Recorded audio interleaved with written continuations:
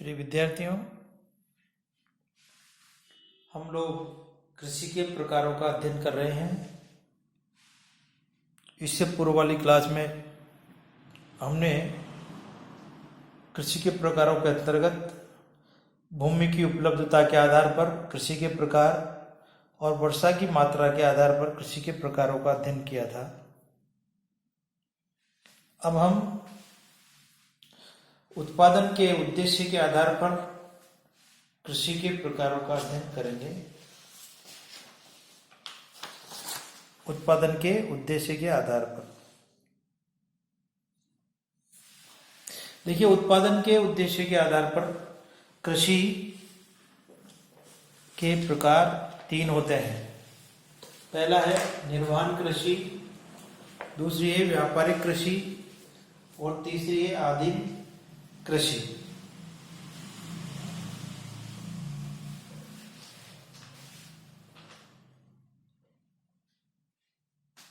यानी इसमें उत्पादन के क्या उद्देश्य हैं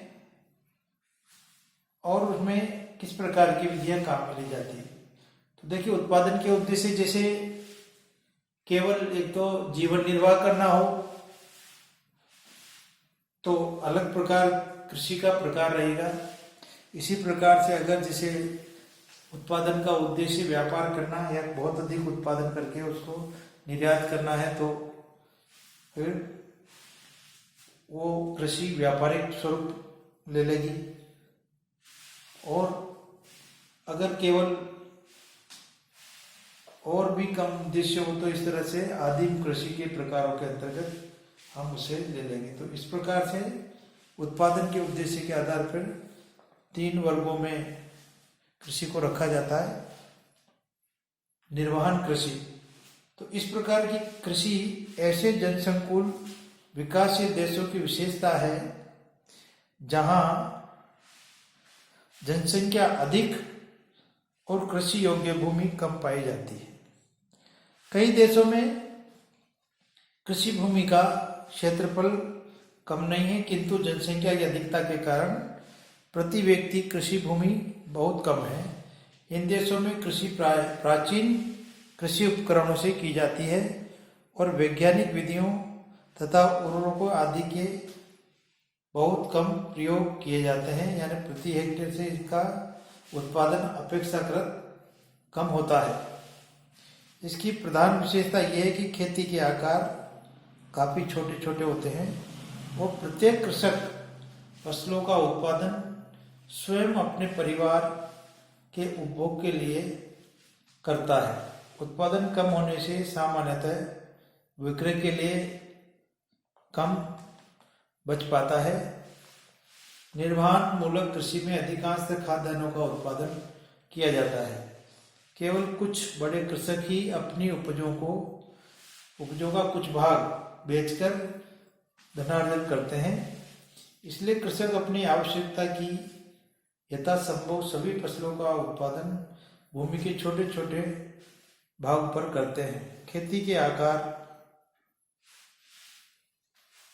अधिक छोटा होने से कृषकों की अज्ञानता एवं अशिक्षा, परंपरागत पिछड़ी जीवन पद्धति, निर्धनता आदि के कारण ऐसी कृषि में उन्नत नवीन उपकरणों, बीजों, उर्वरकों, सिंचाई आदि का प्रयोग नहीं किया जाता है। इस प्रकार इस कृषि का उद्देश्य मात्र जीवन निर्वाह करना होता है। एशिया में Bharat, Bangladesh, Pakistan, Sri Lanka, Myanmar, Thailand, Malaysia, Korea, Vietnam, चीन आदि देशों में तथा अफ्रीका में मिस्र, नाइजर, इथोपिया, सोमालिया, मालागासी आदि अनेक विकासशील और अल्प विकसित देशों में जीवन निर्वाह कृषि के प्रकार देखने को मिलते हैं, क्योंकि इसमें पूंजी की अत्यधिक कमी और उपकरणों का बहुत कम, आधुनिक उपकरणों का बहुत कम उपयोग होता है। तो इस प्रकार से यह निर्वहन मूलक कृषि कहलाती है। अब दूसरा है व्यापारिक कृषि। ठीक इसके उल्टा, जब कृषि का उद्देश्य उत्पादनों को बेचकर मुद्रा या धन प्राप्त करना होता है तो इसके अंतर्गत अन्न आदि फसलों का उत्पादन, तथा पशुपालन एक साथ अलग अलग खेतों पर किया जाता है, किंतु उत्पादन का उद्देश्य व्यापारिक होता है। कृषक फसलों का उत्पादन अपने निजी उपभोग के लिए नहीं बल्कि उसे बेचकर धन प्राप्त करने के लिए करता है। इस विशिष्ट उत्पादन से प्राप्त धन से वह अपनी आवश्यकता की अन्य वस्तुओं को क्रय कर लेता है।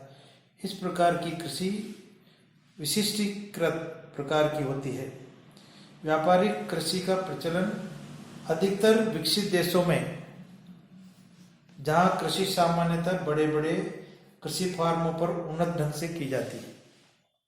व्यापारिक अनुत्पादन कृषि शीतोष्ण घास प्रदेशों में की जाती है, जिसके अंतर्गत एशिया में स्टेपी प्रदेश, उत्तरी अमेरिका में प्रेरी प्रदेश, दक्षिण अमेरिका में पंपाज प्रदेश और ऑस्ट्रेलिया के डाउन्स यानी मरे डार्लिंग बेसिन में व्यापारिक कृषि की जाती है। इन प्रदेशों की मुख्य उपज गेहूं है, जिसका उत्पादन बड़े पैमाने पर व्यापार के लिए किया जाता है। व्यापारिक दुग्ध पशुपालन कृषि का प्रमुख उद्देश्य है। दूध तथा दूध से उत्पन्न पदार्थों के विक्रय से धनार्जन करना होता है। इस कृषि के अंतर्गत दुधारू पशुओं, विशेषतः गायों को पाला जाता है। उत्तरी पश्चिमी यूरोप तथा पश्चिमी रूस, उत्तरी पूर्वी संयुक्त राज्य अमेरिका, दक्षिणी पूर्वी ऑस्ट्रेलिया तथा न्यूजीलैंड में व्यापारिक स्तर पर दुग्ध पदार्थों का उत्पादन किया जाता है। यूरोप में गायों को तथा उत्तरी अमेरिका की मक्का पेटी में सूअर तथा उत्तरी पश्चिमी भाग में गायों को मांस के लिए भी व्यापारिक स्तर पर पाला जाता है। विश्व के कई अर्ध शुष्क भागों में भेड़ बकरियां निर्यात के लिए ऊन प्राप्त करने के उद्देश्य से पाली जाती है। तो इस प्रकार से व्यापारिक उद्देश्य से की जाने वाली कृषि को व्यापारिक कृषि का नाम दिया जाता है। अब है आदिम कृषि। आदिम कृषि को झूमी कृषि भी कहा जाता है, यानी